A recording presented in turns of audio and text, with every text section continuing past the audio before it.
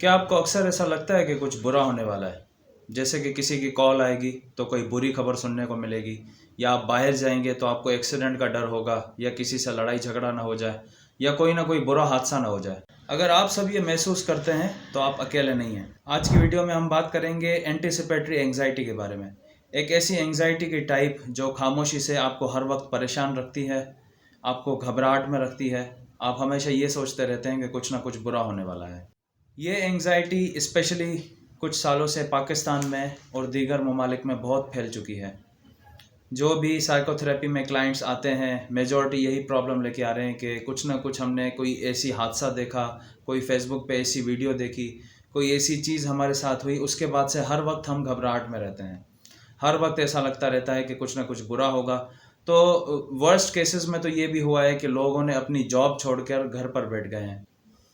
Anticipatory anxiety एक ऐसी कैफियत है जब आपका जहन किसी ऐसे ख़तरे या मुसीबत की पेशन गोई करता है जो हकीकत में मौजूद नहीं, लेकिन दिमाग उसे सच मान लेता है। ये बेचैनी अक्सर ऐसी बातों के बारे में होती है जो अभी हुई नहीं, मगर दिलो दिमाग में उनका खौफ घर कर लेता है। इसकी पहली वजह ट्रॉमा हो सकती है। अगर आपने ज़िंदगी में अचानक सदमा, नुकसान या धोखा देखा हो, तो दिमाग ये सीख लेता है कि कुछ भी हो सकता है और वो हर वक्त अलर्ट रहता है। इसकी जो दूसरी वजह है वो है फियर ऑफ अनसर्टेनिटी। इंसानी दिमाग को यकीन और कंट्रोल पसंद है। जब ज़िंदगी में कंट्रोल ना हो तो दिमाग बदतरीन सूरत हाल का तसव्वुर करने लगता है ताकि खुद को जहनी तौर पर तैयार रखे।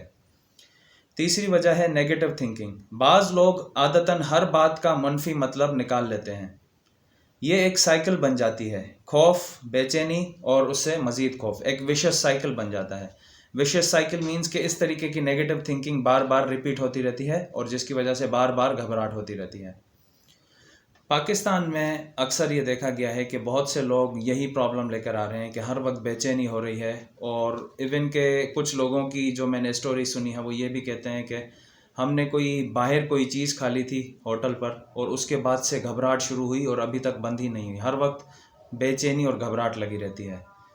कोई लोग ये कहते हैं कि हमने फेसबुक पर कोई हादसे वाली वीडियो देख ली या कोई ऐसी वीडियो देख ली जिसमें वायलेंस हो बहुत, तो उस वीडियो के बाद से उनको भी डर अंदर बैठ गया है और वो भी घबराना शुरू हो गए हैं। तो ऐसे लोग ज़्यादातर घर में ही रहना पसंद करते हैं, बाहर निकलने से अवॉइड करते हैं, लोगों से मिलने से अवॉइड करते हैं। इनके जिस्म में एनर्जी नहीं रहती कोई काम करने की, हर वक्त दिल घबराता रहता है, प्लेजर ख़त्म हो जाता है कि आपकी जॉब पर जो परफॉर्मेंस है वो ख़त्म होना शुरू हो जाती है। आप जॉब सही तरीके से नहीं कर पाते, आप अपने पर्सनल रिलेशंस को टाइम नहीं दे पाते, आप फैमिली के जो काम काज है रोज़मर्रा के वो नहीं कर पाते। तो आपकी ज़िंदगी एक डिसफंक्शनल लाइफ बनकर रह जाती है इस घबराहट की वजह से। अगर आप 3-4 साल पहले चले जाएंगे तो आपको पता लगेगा कि ऐसी कोई चीज़ सुनने में आती ही नहीं थी कि हर वक्त घबराहट हो रही है, हर वक्त कुछ ना कुछ डर लगा रहता है। स्पेशली इन 3-4 सालों में जो पाकिस्तान के पॉलिटिकल और इकोनॉमिक हालात जैसे बन गए हैं, तो आम आदमी बहुत ही पिस कर और डर कर रह गया है। हमारे पॉलिटिकल और इकोनॉमिक हालात ने भी इस चीज़ को जो है एक बढ़ावा दिया है। दूसरा, फाइनेंशियल स्ट्रेन जो है वो बहुत लोगों पर आ चुका है। तीसरा, फेसबुक और सोशल मीडिया ने बड़ा इसका किरदार अदा किया है कि वो इस तरीके की वायलेंट वीडियोस फ्रीली आम तौर पर चल रही हैं और हर कोई उन्हें देख सकता है। किसी के स्कैंडल लीक होते हैं, किसी के साथ कोई हादसा हो जाता है, तो इस तरीके की वीडियोस, न्यूज़ देख देख के हर वक्त एक किस्म की नेगेटिविटी दिमाग में भरती जा रही है, जो कुछ अरसे के बाद एक विशेष साइकिल की शक्ल ले लेती है। विशेष साइकिल मीन्स के जो आपके नेगेटिव थॉट्स हैं, जो आपके समझें कि दिमाग में कोई ऐसी चीज़ें आती रहती हैं पास्ट से या फ्यूचर से रिलेटेड जो आपके साथ बुरी हुई हों, पास्ट में कोई सदमे या ट्रॉमाज आपको मिले हों, कोई ऐसी चाइल्डहुड मेमोरीज़ हों जो काफ़ी पेनफुल हों आपके लिए। तो ऐसे हादसों के बाद इस तरीके की नेगेटिव थिंकिंग घूमती रहती है। और प्लस अगर आप फेसबुक पर भी ऐसी वीडियोस देख रहे हैं तो समझें कि आपको और भी इस चीज़ की, आपकी एंग्जाइटी को एक बढ़ावा मिल रहा है उन चीज़ों से। अब सवाल ये पैदा होता है कि इसके बारे में क्या किया। सबसे पहले जो मैं एक्सरसाइज रिकमेंड करता हूँ, जो कि वाकई एक एविडेंस बेस्ड एक्सरसाइज है और काफ़ी इमीडिएटली इस एंग्जाइटी को कम भी कर देती है, उसे कहते हैं फिजियोलॉजिकल साय। फिजियोलॉजिकल साय में आप एक डीप ब्रीथिंग करते हैं, पर थोड़ा अलग तरीका होता है इसका।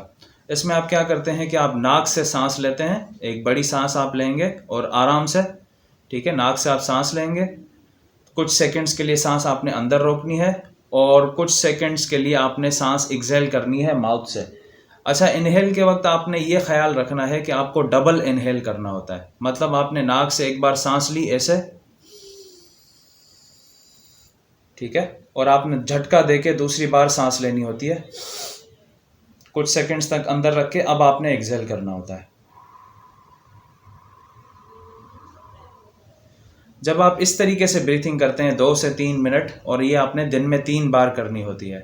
जो भी लोग इस कैफियत का शिकार हैं एंटीसिपेटरी एंग्जाइटी का, उनको मैं यही मशवरा देता हूँ कि ये आपने 2 से 3 बार करना है दिन में।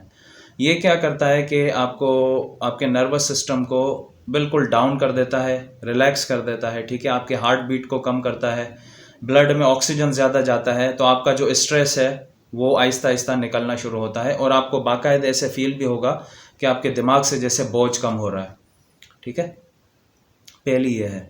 दूसरी चीज़ मैं जो करने को कहता हूँ वो स्पेशली डाइट है आपकी। कोई ऐसी चीज़ें आपने बंद करनी पड़ेंगी जो आपकी डाइट में समझें कि आपके लिए एंग्जाइटी को बढ़ा रही हैं। वो चाय हो सकती है, आपने चाय बंद करनी है, कोल्ड ड्रिंक्स आपने बंद करनी है, ठीक है। और तीसरा, स्पेशली एंग्जाइटी में आके लोग फास्ट फूड ज़्यादा खाना शुरू करते हैं, जिनकी वजह से उनके पेट के इश्यूज़ भी शुरू हो जाते हैं। तो एंग्जाइटी वालों में अक्सर आपने देखा होगा कि पेट के इश्यूज़ भी, मेटाबॉलिक इश्यूज़ उनमें रहते हैं। तो वो भी आपने क्या करना है कि फ़ास्ट फूड को जो है बिल्कुल कम कर देना है। चाय स्पेशली आपने कोशिश करनी है रात के टाइम नहीं लेनी। सिगरेट अगर आप पीते हैं तो वो बहुत कम कर देना है, और चाय बहुत कम कर देनी है। क्योंकि आपने देखा होगा अगर आप एंग्जाइटी का शिकार हैं तो सिगरेट और चाय पीने से आपको उस वक्त ज़्यादा एंग्जाइटी थोड़ी देर के लिए फ़ील होगी। सिगरेट वैसे भी कहा जाता है कि कुछ देर के लिए आपका ब्लड प्रेशर हाई कर देता है, जिसकी वजह से आप थोड़ा टेंस फील करते हैं। एक और तरीका जो मैं आपको बताना चाहूँगा वो ये है कि अपनी सोचों को लिखें। जो नेगेटिव थिंकिंग आपको आ रही है, आप उस थिंकिंग को लिखें, उन थॉट्स को लिखें, ठीक है, जो भी नेगेटिव आ रहे हैं। और आपने क्या करना है कि उसके आगे ये लिखना है कि इस थॉट में कितनी सच्चाई है, मतलब उसका एविडेंस लिखना है कि ये जो थॉट मुझे आ रहा है इसका कितना सच्चाई है। मिसाल के तौर पे मुझे ये खौफ हो रहा है कि मैं घर से बाहर जाऊंगा तो मुझे कोई एक्सीडेंट हो जाएगा, या कोई झगड़ा हो जाएगा, या कोई ना कोई बुरा कोई ऐसा मसला हो जाएगा जिसमें मैं फंस जाऊंगा, ठीक है। तो अब मुझे ये लिखना है कि ये थॉट मुझे आ रहा है, मैंने वो थॉट लिखा। आगे मैं लिखूंगा कि कितनी बार मैं बाहर गया हूँ और मुझे मेरे साथ कुछ भी नहीं हुआ है। मिसाल के तौर पे पिछले हफ्ते में 5-6 दिन बार मैं बाहर गया और कुछ भी नहीं हुआ। तो ये एविडेंस हुआ कि ये 5-6 दिन मुझे फील हो रहा था, पर जब मैं बाहर गया तो कुछ भी नहीं हुआ। तो ज़्यादा चांसेस हैं कि जब मैं आज बाहर जाऊंगा तो कुछ भी नहीं होगा। इसे कहा जाता है थॉट चैलेंजिंग।